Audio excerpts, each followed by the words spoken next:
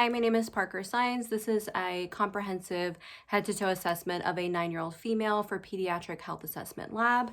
Here is my ID. This is for nurse 5130. I have my supplies here. And I'm going to show my paper.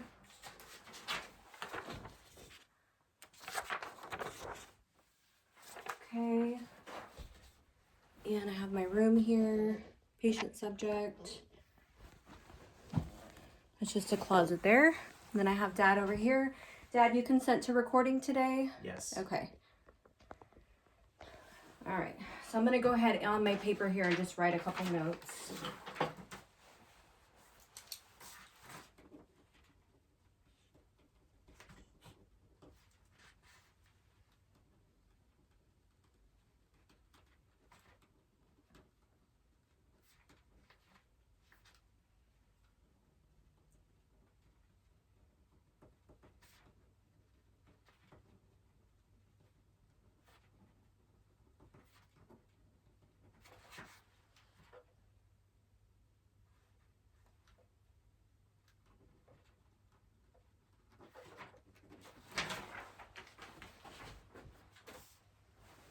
All right, so I'm going to go ahead and perform hand hygiene. Hi, Lena. My name is Parker. I'll be your family nurse practitioner student for today. I'm going to go ahead and be performing a comprehensive head-to-toe assessment. Is that okay with you? Yes. All right, so I'll walk you through the exam. So first, what I'm going to do is go ahead and start out with asking you a couple of questions. Okay, so can you tell me your full name and your birthday? Alina signed September 22, 2014. Okay, do you know where you are right now? The clinic? And do you know what today's day is? Tuesday. Okay, do you know what month we're in? March And the year? 2024. Okay, can you describe your mood for me right now? Calm? Okay, so patient is dressed appropriately, she answers questions appropriately, she appears stated age, she describes her mood as calm, which is consistent with affect, and she is alert and oriented to person, place, and time. So what I'm going to do first is just take an overall look at your skin, okay? So I'm going to look at your arms. Other side. Legs. Let me look at your abdomen. Okay, and then your back. Go and lean forward. Now, have you hurt yourself recently? Any cuts, scrapes, burns, anywhere I can't see? No. All right. So skin appears olive toned, consistent with ethnicity. No signs of excoriations, lesions, masses, ecchymosis, erythema, or abrasions to the skin. Next, I'm going to assess skin temperature. So I'm just going to touch your arms here, your face, your neck, and your legs. All right. So skin is warm, dry, and intact. Next, I'm going to check for edema. So I'm just going to press on your arms. All right, so no edema noted to upper or lower extremities bilaterally. Next, I'm going to check for skin turgor, and this is going to be an exam to measure if the patient is well hydrated. So I'm just going to pinch a little bit here. So skin turgor does exhibit instant recoil, indicating good hydration. So next I'm going to move on to your nails. So you're going to go like that for me. I'm just going to look. So skin around the nails, no erythema noted. Nail beds are firmly adhered. No signs of cyanosis, erythema, no ridges to the nails. And then I'm going to go ahead and palpate and actually just check capillary refill, okay?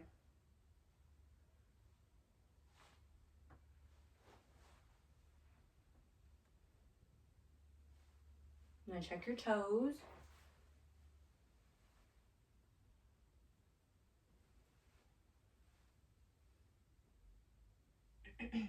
All right, so capillary refill is less than 2 seconds bilaterally to upper and lower extremities. Next, what I'm going to do is check your nail bed angle. So you're going to go like this, kind of high up so I can see, and then go to the next ones, and next ones, and kind of make them like that, okay? And then your pinkies, and then your thumb. All right. So nail bed angle is approximately 160 degrees, indicating no clubbing. So now I'm going to move on to your head and neck assessment.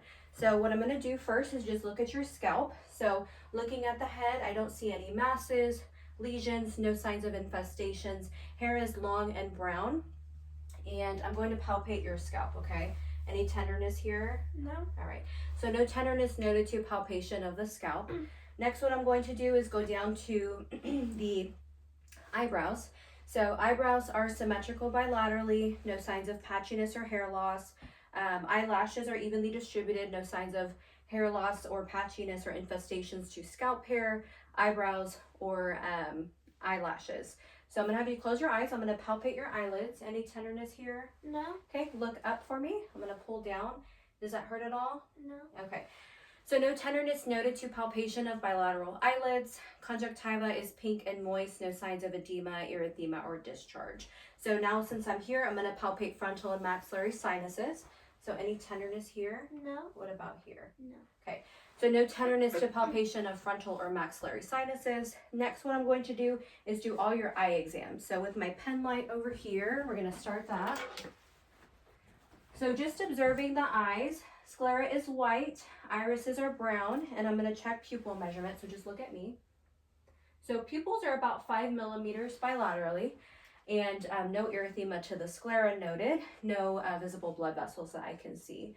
So with palpating your eyes, I'm gonna do that one more time. Go ahead and close your eyes. So I can say lacrimal apparatus is soft. All right, so what I'm gonna do is start the eye exams, okay? So we're gonna start with PERLA, which stands for pupils are equal, round, reactive to light, and accommodation. So we're gonna start with direct and consensual response. So what I'll do is shine this light on one of your eyes, and I'm just gonna watch for constriction, and watch for constriction in the other eye as well, which would be a consensual response, okay? You're just gonna look over my shoulder. And the other side, look at me. Okay. All right. So I did get constriction on the light on the eye that I shone the light on, which is a direct response, and I got constriction on the other eye that the light was not shown in, which is a consensual response, which is expected, and I got that result bilaterally.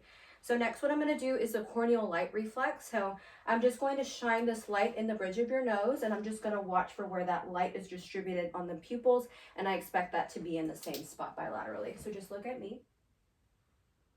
All right.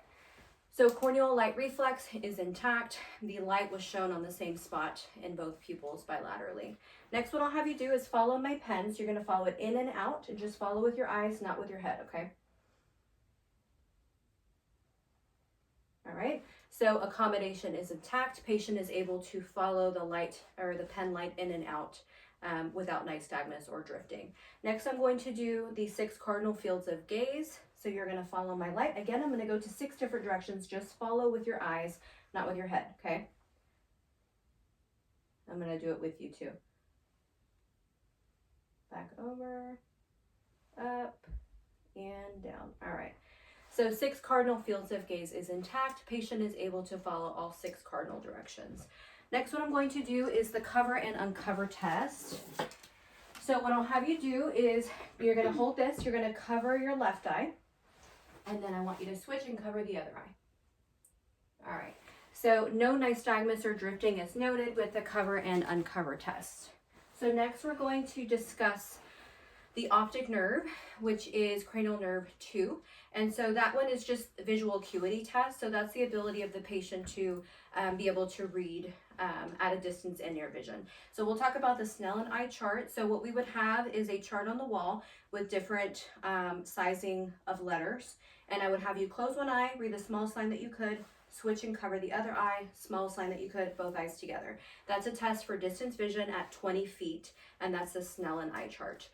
The Rosenbaum eye chart is a test for near vision, so what you see up close. So that's going to be at about 14 inches from the face. Again, cover one eye, read the smallest line you could, cover the other eye, smallest line that you could, and both eyes together. And again, those are both a sensory nerve test for the optic nerve, cranial nerve 2. So now for the eye exam, I'm going to go ahead and move into actually looking into the back of your eye. So I'm going to use this little instrument here. It's going to be kind of bright, but I'll make it quick, and this is going to allow me to see all the way to the back of your eye, okay? So what you'll do is just kind of look over here at my ear, and I will shine this light in your right eye, my right eye to the patient's right eye, okay? I'm going to visualize a red light reflex. I'm going to come in and brace. All right. So optic disc was visualized. It was well defined. No signs of pallor, edema, erythema, or ischemia to the optic disc. And the blood vessels showed no hemorrhaging. I'm gonna do the same thing on the left eye. So my left eye to the patient's left eye. So same thing. You're just gonna look at this ear now.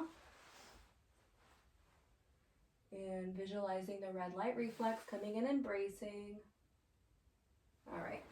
So optic disc was visualized, it was well defined, no signs of pallor, edema, erythema, or ischemia to the optic disc, and no hemorrhaging noted of the blood vessels. So next, what I'm going to do is move on down to the nose, because that finishes off our eye exams. So I'm going to grab my pen light again. So just visualizing the nose. Nose is midline. No signs of erythema, excoriation, edema, masses, or lesions to the nose. I'm going to palpate your nose, okay? Any tenderness there? No. So no tenderness noted to palpation of the nose. I'm going to look into your nose. So just put your head back a little bit. So all the way back that way. There you go. So visualizing the nasal mucosa, they are pink and moist. No signs of polyps, no signs of erythema, no bleeding noted to the nose, no foreign body, and septum is midline, so you can relax. I'm going to have you close one nose, and you're going to breathe in and out normally. So just plug one. Okay, and then other side. All right, so nares are patent as evidenced by patient being able to breathe in and out of each nose individually and both together. So now we can discuss for the nose, the optic nerve, or I'm sorry, the cranial nerve 1, which is the olfactory nerve, and that's the ability of the patient to distinguish different smells. So are you able to tell when something smells fruity like an apple or a banana, and when something smells like meat? Yes. Okay, so we can say that the olfactory nerve is intact, which is cranial nerve 1, which is purely a sensory nerve. So now we can move on to the mouth exam. So I'm going to get my gloves on here since this is a gloved exam.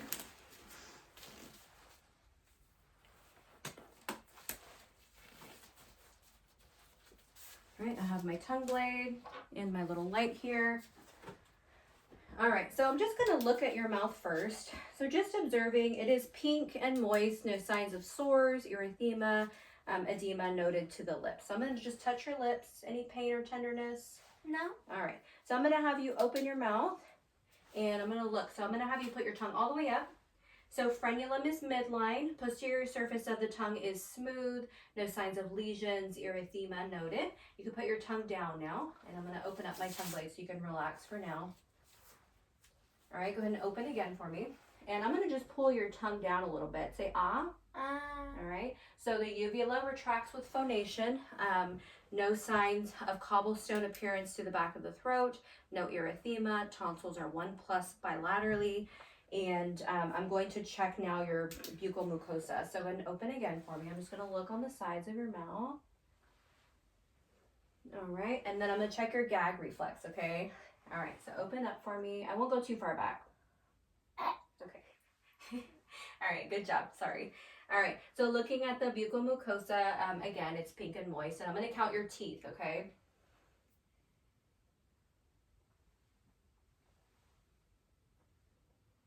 All right, so there are 25 teeth. They are pearly white, no signs of dental caries. Now we can discuss 2 cranial nerves. I'm going to take my gloves off here. 2 cranial nerves that kind of innervate around the face. So the first one is the facial nerve, which is cranial nerve 7, and the other one is trigeminal nerve, which is cranial nerve 5. So for the facial nerve, cranial nerve 7, it's both a motor and sensory nerve, and so the motor component of that is just making different facial expressions, okay? So I'm gonna have you smile really big, and then frown, and then raise your eyebrows, close your eyes really tight, and puff out your cheeks. All right, so we can say the motor function of the facial nerve is intact. Sensory function of this nerve is the ability to differentiate between salty and sweet. So are you able to tell when something's sweet versus salty? Yes. Okay, so we can say that the facial nerve, cranial nerve 7, both the motor and sensory nerve is intact. Now discussing cranial nerve 5, that is the trigeminal nerve, and that is also a motor and sensory nerve. And that one, we can test the motor portion. I'm gonna have you clench your jaw, and we'll do that. So just clench really tight like you're gonna chew something. Okay, so temporal and masseter muscles are contracted and tight. That's the motor function. And then we can do the soft, dull, and sharp test to test the sensory component of the trigeminal nerve. So what I'll have you do is I'm going to actually show you which each of them are, and then I'll have you close your eyes, and then I'll do it again. You're going to tell me what they are, okay? So this one here is sharp, this is dull, and that's soft, okay? So close your eyes, and you'll tell me what you feel. Sharp. Dull. Soft. And one more. Sharp. All right, so we can say that the trigeminal nerve, cranial nerve 5, is intact. So now we're going to go ahead and move, excuse me, onto the ears and do the ear exam. So I have my pen light here. So first I'm just going to observe and see, observe the ear. So you're going to move this way so the camera can see. All right, so I'm going to pull your hair back. So observing the ear, I do see one earring here. There's actually one earring, 2 bilateral ears. And looking at the ear, I don't see any erythema discharge to the ear. So what I'm going to do is palpate your ear. You tell me if you have any tenderness. Okay, so kind of turn about right there. All right. Any tenderness here? No. What about here? Yes. And what about here? Yes. Okay. So no tenderness noted to the pinna, tragus, had a little bit, and then the earlobe did have a little bit. So that would warrant further evaluation. So I'll look into this ear and see if I am able to visualize anything on that side. So we're going to go now to the other side. I'm going to do the same thing, and then I'll look in both ears, okay? All right. So this ear also has an earring. I don't see any edema, erythema, or discharge noted to the external ear.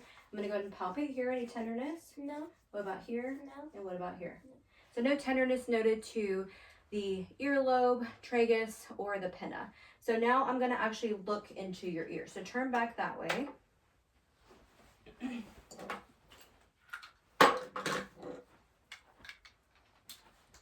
All right. So for this, I'm going to pull that hair back a little bit, and I'm going to have the camera make sure they can see. And I'll actually sit here. That way I'm at the level of the patient. So what I'll do is hold this little otoscope like a pen here. I have a little light on it. So just like the last exam we did of your ears, it's going to be the same thing. I'm going to pull up and back, straighten out the ear canal, and then visualize. I'll brace. I have my pinky out so that I don't get too close to the patient. Insert just right on the tragus, not too far, so that we don't, we have full control of the instrument, okay? So just I'm pulling up and back. I'm bracing. I have it right inserting here on the tragus.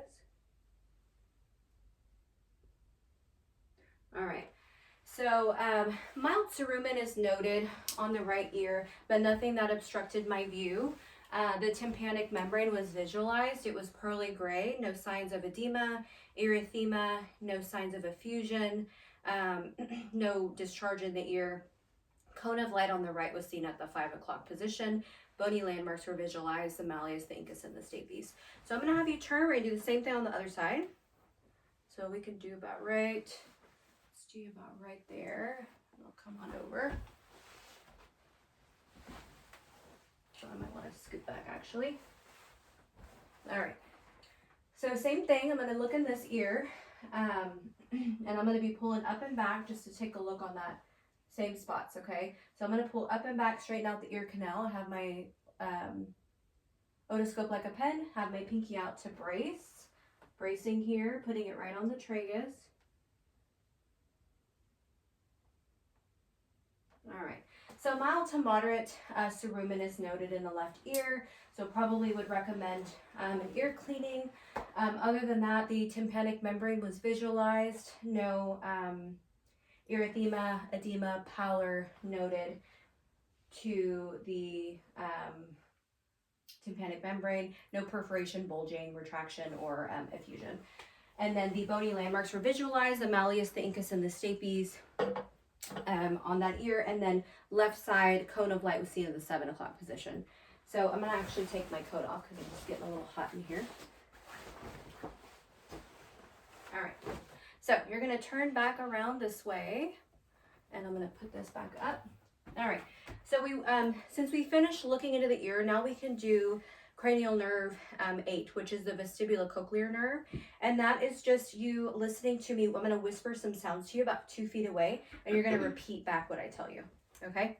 So this is the whisper test for vestibulocochlear nerve, which is cranial nerve 8, which is purely a sensory nerve. So about 2 feet away here, you're just gonna whisper what I tell you, okay? Where's that? Okay?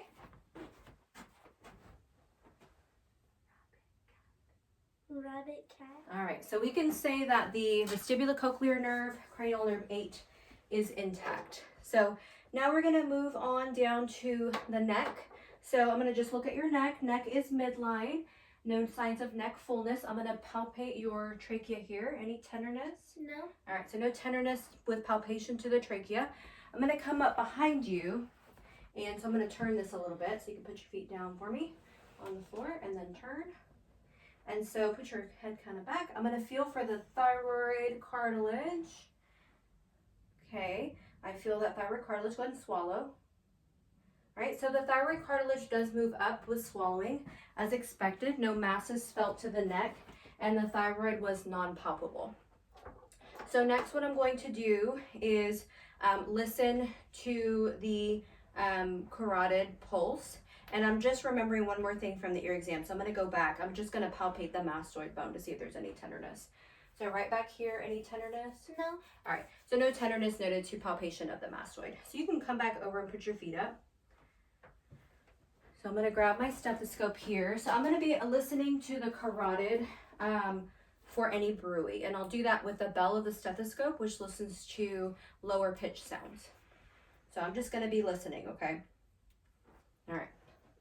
So I want you to take a deep breath, hold your breath. Okay, breathe. Okay, same thing on this side, deep breath. You need one more breath in between. Okay, breathe for a second. Breathe, breathe, breathe. And then deep breath, and you'll hold. All right, so no bruit is noted to the carotid bilaterally. So now what I'm gonna do is check all the lymph nodes, and then I'll check all of the pulses, okay? So starting with post-auricular, any tenderness? No. Pre-auricular, any tenderness? No. Tonsillar, any tenderness? No. Submandibular, any tenderness? No. Submental, any tenderness? No. Occipital, any tenderness? No. Posterior cervical, any tenderness? No. Anterior cervical, any tenderness? No. So you're gonna kind of cock your, like this, I can see your collarbones, okay? Supraclavicular, any tenderness? No. Infraclavicular, any tenderness? No. Okay, and then I'm gonna take your arm here. Epitrochlear, any tenderness? No. Okay, other side, epitrochlear, any tenderness? No. Then I'm gonna do your axillary, so right in here. Any tenderness there? No. Other side axillary? No. All right. So no tenderness noted to palpation of all lymph nodes bilaterally. All lymph nodes were non-palpable. So next I can move on to assessing all of the pulses. So we'll go back to the neck. We're gonna start with the temporal pulse right up here. So I'm just gonna feel. Okay, and then carotid here.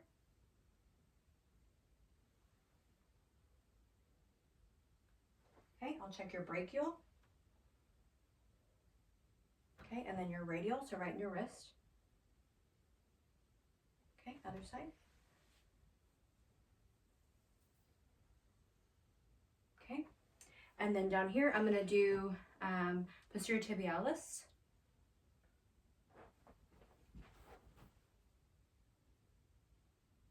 And then dorsalis pedis.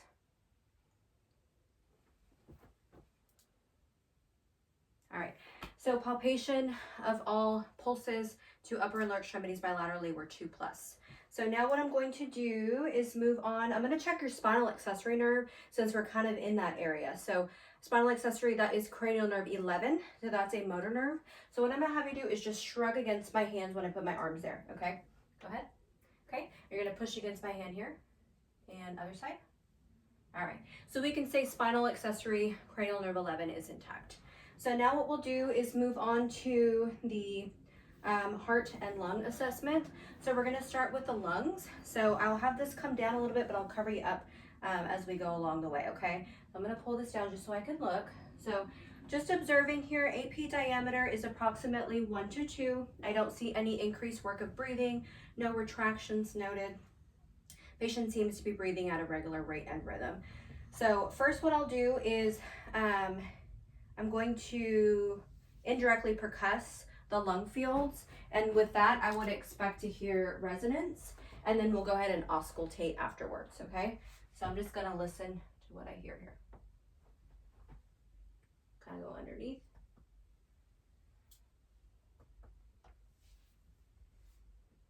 Okay, and then your back, go to lean forward.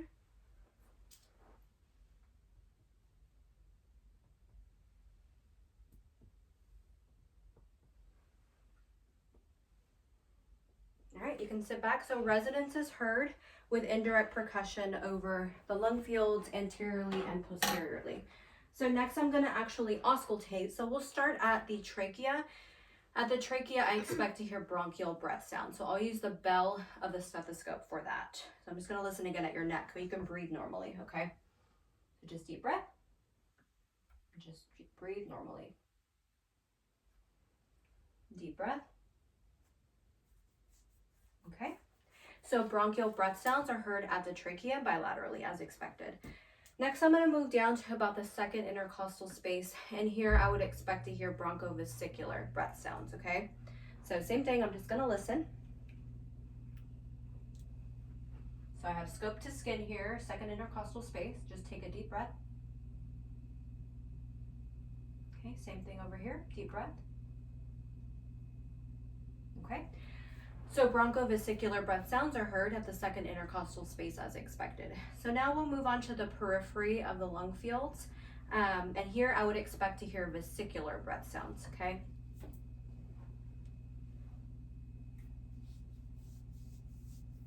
I'm gonna come down kind of under your brow here. Okay, coming down a little bit more in here. Deep breath.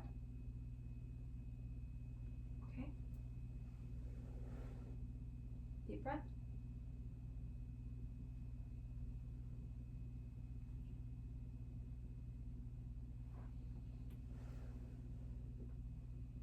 Okay, lean forward. I'm going to listen to your back now. Deep breath.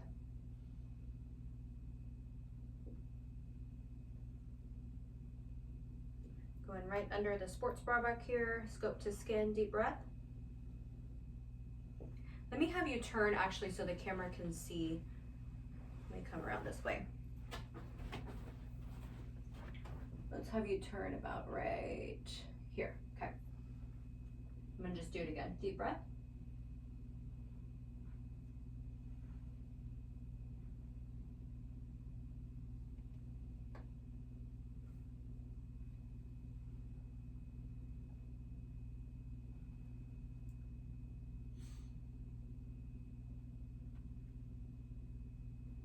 All right, you can sit back and put your feet back up. So vesicular breath sounds are heard throughout the peripheral lung fields, anteriorly and posteriorly. Auscultation of all lung sounds revealed no adventitious sounds. So no crackles, rhonchi, rales, stridor, or wheezes are noted. So next what I can do is count the respiratory rate. So we can do this either by watching the rise and fall of the chest or auscultating. With a pediatric patient, it might be awkward to just be staring at them for a minute or so. So we can auscultate that.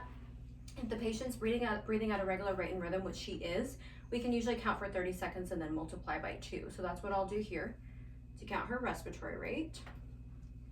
So I'm just going to listen again. Okay, I'm going to listen about the second intercostal space here.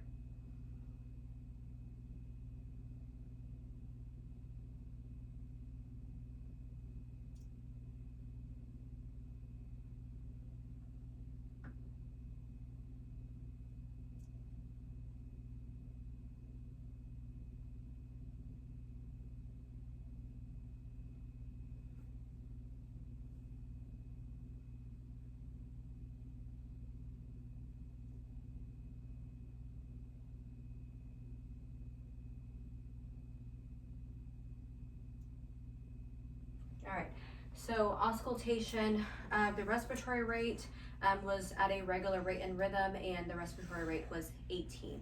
All right, so now I'm going to move on from the lung assessment and we're going to go to the heart assessment. So first I'm going to discuss the 3 different positions that we can assess the heart in. So the first one is going to be at a 30-degree angle, second one is upright, and the third one is lying on the left side. So for today's exam, just with what we have as far as equipment and furniture, we're going to probably do this in an upright position for demonstration purposes. So what I'll do is just first look at the chest here. So I don't see any pulsations, heaves, or thrusts noted. I'm going to palpate your precordium. So tell me if you have any pain here. Any pain at all? No. All right. So no pain to palpation or tenderness to the precordium. So next what I'll do is listen to the different heart sounds. So we'll do that with both the diaphragm and the bell. So the diaphragm of the stethoscope listens to higher pitched sounds while the bell listens to lower pitched sounds.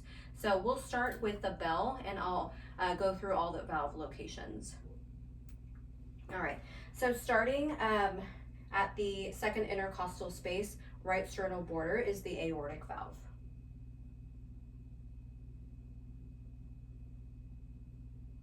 Okay, second intercostal space, left sternal border is the pulmonic valve. Third intercostal space, left sternal border is Erb's point. Fourth intercostal space, left sternal border is the tricuspid valve. And then fifth intercostal space about the midclavicular line, lower left sternal border is the mitral valve.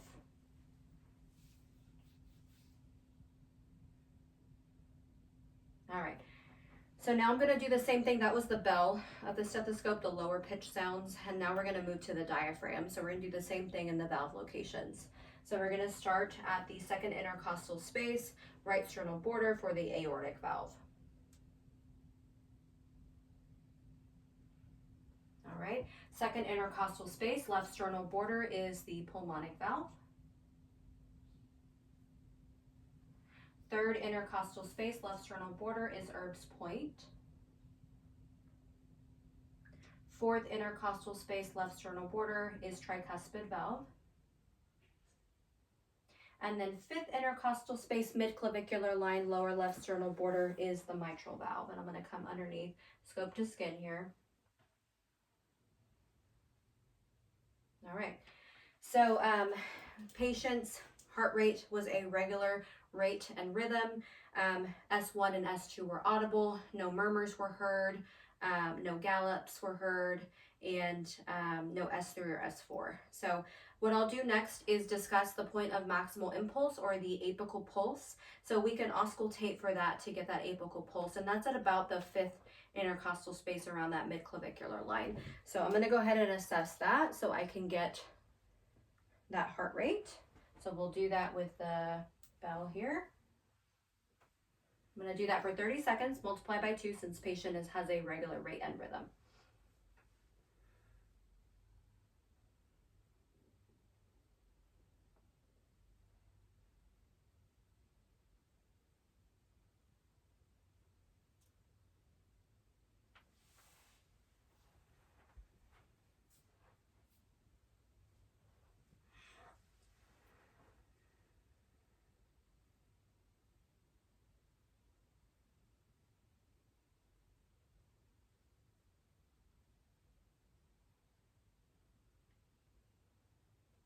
All right, so apical pulse or point of maximal impulse was approximately 90 beats per minute and was a regular rate and rhythm. So now we can go ahead and move on to the abdominal assessment. So I'm going to pull this down and just take a look at your stomach, okay? So I don't see any surgical scars. Skin tone is even throughout. AP diameter we discussed with lungs, but it's 1 to 2. And no surgical scars, which is consistent with patient's negative surgical history. And I don't see any signs of ascites, skin is smooth. And I'm going to go ahead now and since I've observed, I'm going to auscultate. So we don't want to interrupt bowel sounds. We want to go ahead and listen before we do anything else. So I'm going to listen to your stomach, okay? We'll do that in all 4 quadrants.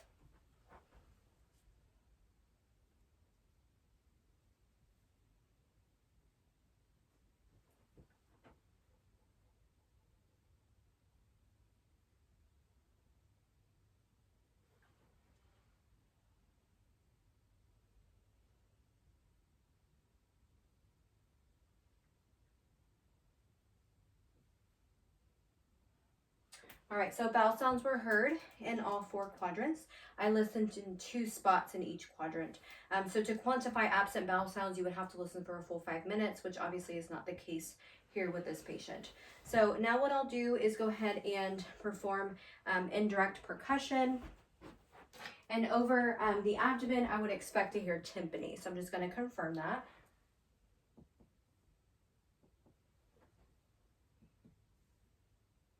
All right, so tympany is heard over all 4 quadrants of the abdomen as expected.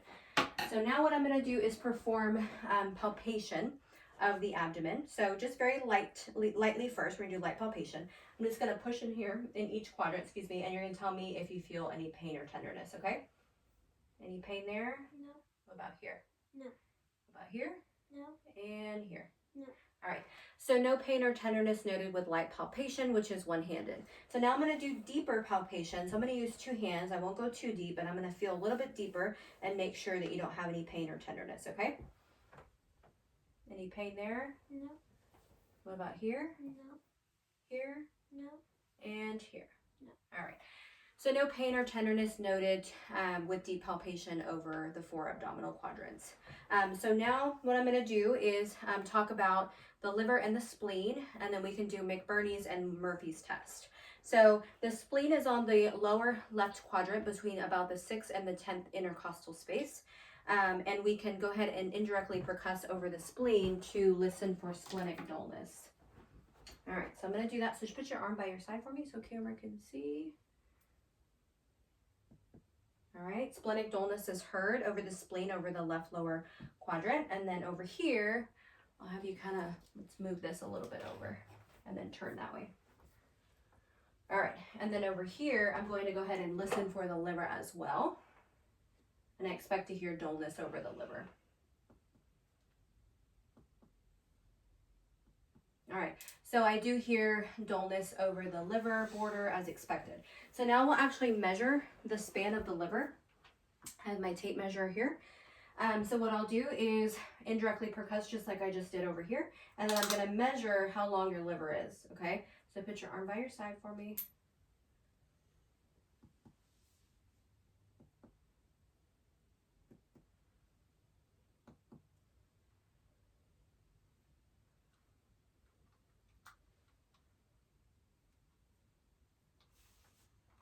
All right, so I get 8 centimeters for the span of the liver, so that indicates no hepatomegaly is measured.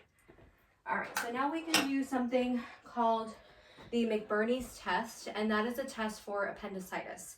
So what I'll do is I'm going to push down a little bit hard and down in your right lower quadrant, okay?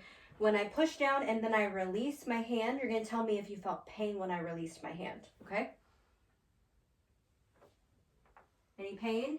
All right.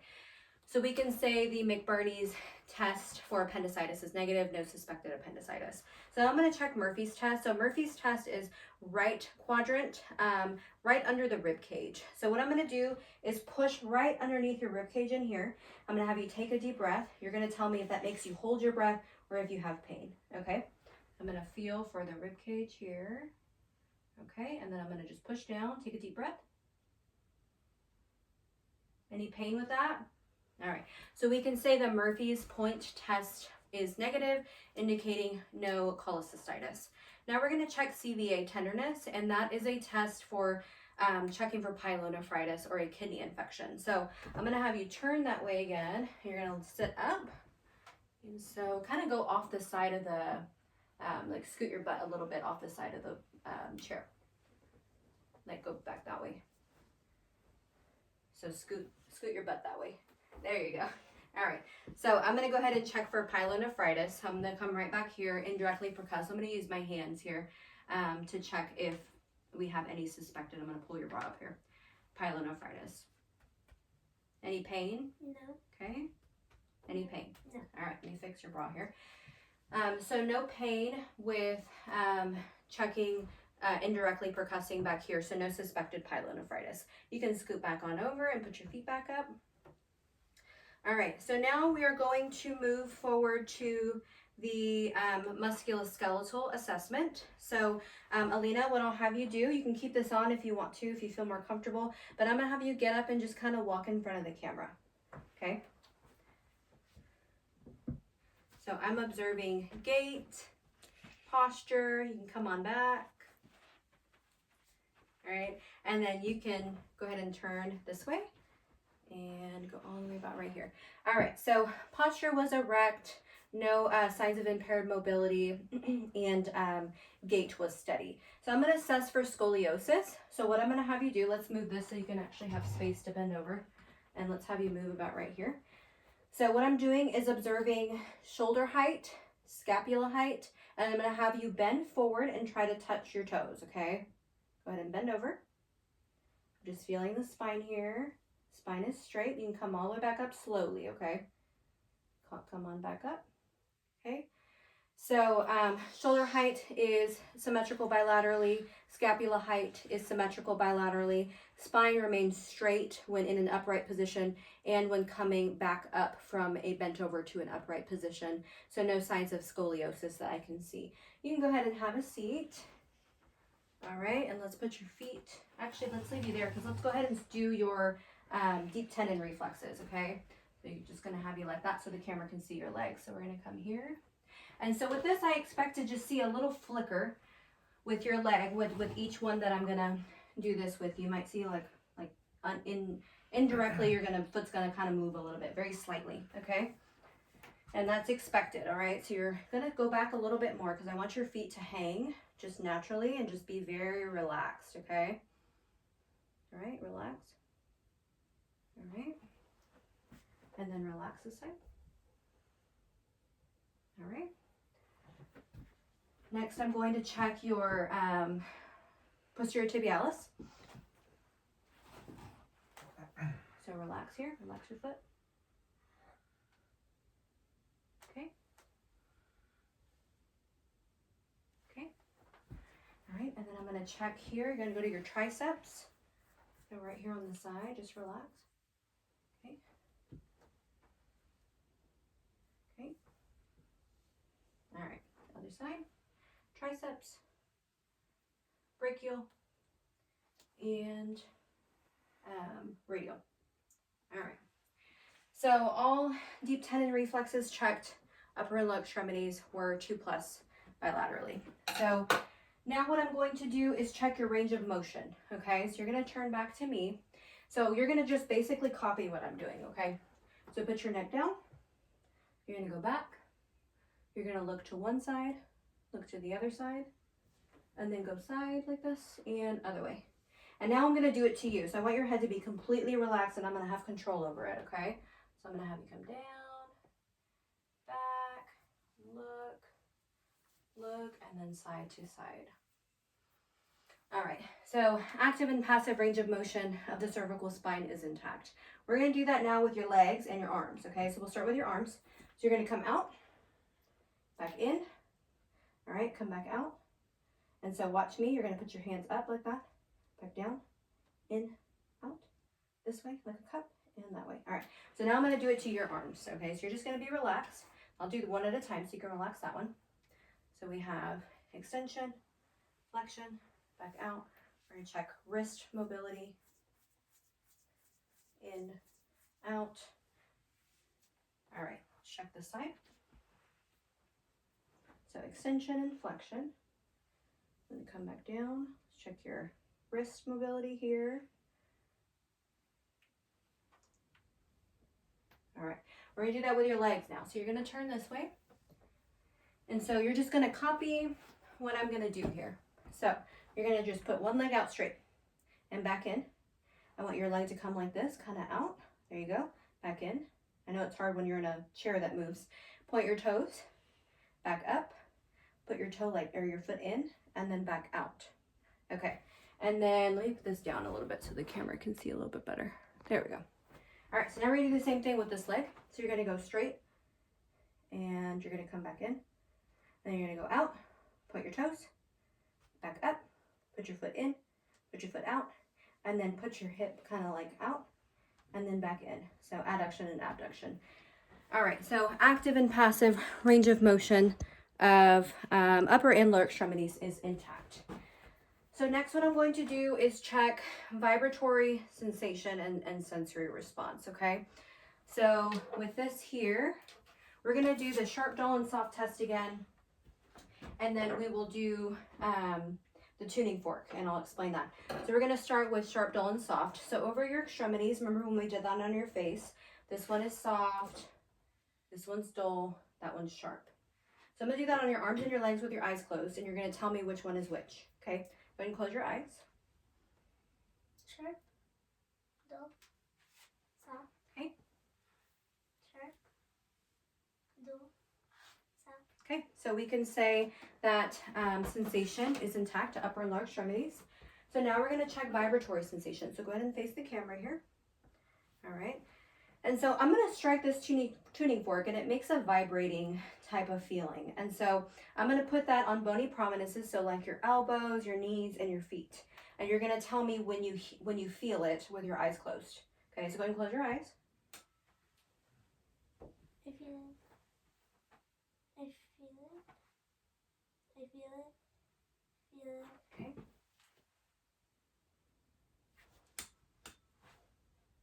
I feel it. I feel it. All right. So vibratory sensation to upper and lower extremities is intact. So now, let me look at my little paper here. So now what we're going to do is check your coordination, and then we'll do the Weber and the Rennie test, okay? So I'm gonna have your arms out like an eagle, okay? And then you're gonna take one finger, come into your nose, back out, into your nose with the other one, back out, and then I want you to go a little bit faster, about like this, a little bit faster than that. All right, you can stop. Now you're gonna do rapid alternating movement. So we're gonna have you go like this, a little bit faster, a little bit faster, all right? So coordination is intact with that rapid alternating movements, and then this movement there. So now we're gonna go ahead and check the Weber and the Rennie test. So I'm gonna strike this tuning fork. I'm gonna put it about right here. You're gonna tell me if you feel or hear the vibration better on one side than the other, or right in the middle, okay? In the middle? All right, so we can say that the Weber test is intact. That means that there is no sound lateralization. Patient is able to feel the vibration right in the middle, which is an expected response. So now we'll check the Rennie test. So you're gonna turn this way, because we're gonna do it right over here on this ear area. So I'm gonna strike this tuning fork again, put it right back here on the mastoid bone, and you're gonna tell me when you no longer hear it. When you no longer hear it, I'm gonna move it to the front. You tell me if you still hear it, okay? You ready? Tell me when you don't hear it anymore.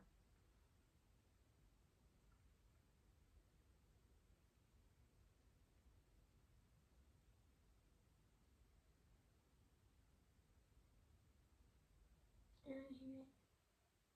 Still hear it? Yeah. Okay, let's try the other one. Have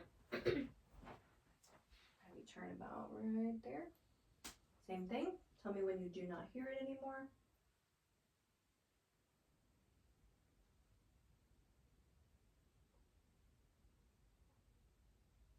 I don't hear it. You hear it? Yeah. Okay. So we can say that the Rennie test is intact, indicating that air conduction is greater than bone conduction, which is what we expect.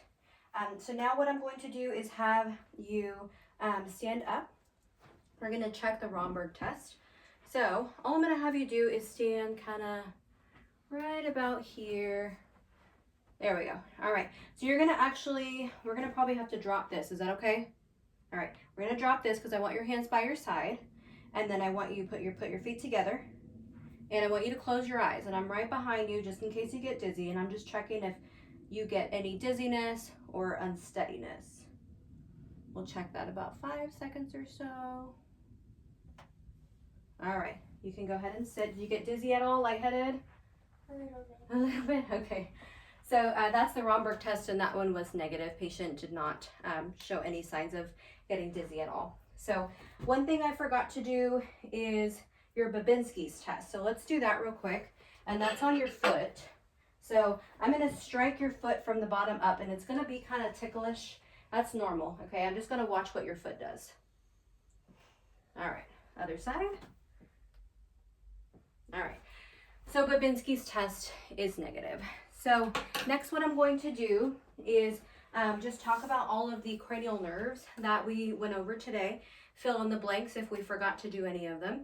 So cranial nerve 1, that is the olfactory nerve. That one was intact, and that was whenever we asked the patient if she can differentiate between different smells. That's a sensory nerve. Cranial nerve 2 is the optic nerve. That's also a sensory nerve. That one was intact. We discussed that with the Rosenbaum and the Snell and eye chart. Cranial nerve 3, that is the trochlear. So we do cranial nerves 3, 4, and 6 together. So that's a trochlear, abducens, and oculomotor. So those were intact, all motor nerves, and that was as evidenced by the Perla test, accommodation, directing consensual response, 6 cardinal fields of gaze, and cover-uncover test. All of those are motor nerves, all of them were intact.